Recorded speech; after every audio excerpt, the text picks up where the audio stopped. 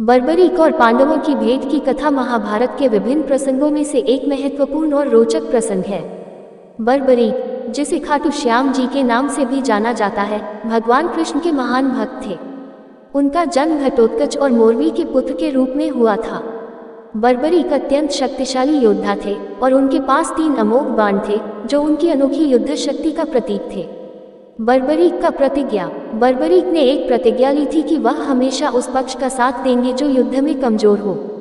इस प्रतिज्ञा के कारण वह किसी भी युद्ध में निर्णायक भूमिका निभा सकते थे। जब महाभारत का युद्ध प्रारंभ होने वाला था तो बर्बरीक ने अपनी माता से कहा कि वह इस युद्ध में हिस्सा लेने के लिए जा रहे हैं। कृष्ण और बर्बरीक का संवाद। जब बर्बरीक युद्धभूमि की ओर जा रहे थे तब भगवान कृष्ण ने उनका मार्ग रोक दिया। कृष्ण ने उनसे पूछा कि वे किस पक्ष से युद्ध में लड़ेंगे। बर्बरीक ने अपनी प्रतिज्ञा का उल्लेख किया और कहा कि वे उस पक्ष से लड़ेंगे जो कमजोर होगा। कृष्ण को यह समझते देर नहीं लगी कि अगर बर्बरीक युद्ध में शामिल होते हैं तो युद्ध का परिणाम क्या होगा। बर्बरीक के 3 बाण इतने शक्तिशाली थे कि वे पूरी सेना का नाश कर सकते थे और इस तरह युद्ध का संतुलन बिगड़ सकता था।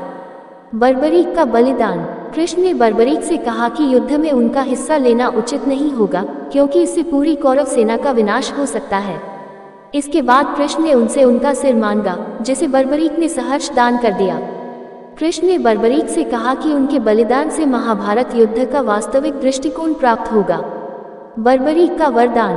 कृष्ण ने बर्बरीक को वरदान दिया कि उनका सिर युद्धभूमि के एक ऊंचे स्थान पर रखा जाएगा जिससे वे पूरे युद्ध को देख सके। बर्बरीक ने इस रूप में महाभारत युद्ध का संपूर्ण दृश्य देखा। युद्ध समाप्त होने के बाद पांडवों ने आपस में चर्चा की कि इस महायुद्ध का सबसे बड़ा योद्धा कौन था। कृष्ण ने सभी को बर्बरीक का सिर दिखाया और कहा कि बर्बरीक ने सबसे पहले पूरी लड़ाई देखी है, इसलिए वही इस प्रश्न का उत्तर दे सकते हैं।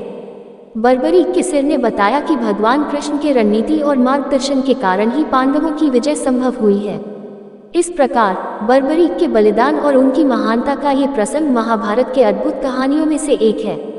बर्बरीक को खाटू श्याम जी के रूप में पूजनीय माना जाता है और उनकी कथा हमें सच्ची भक्ति, त्याग और भगवान के प्रति पूर्ण समर्पण का संदेश देती है।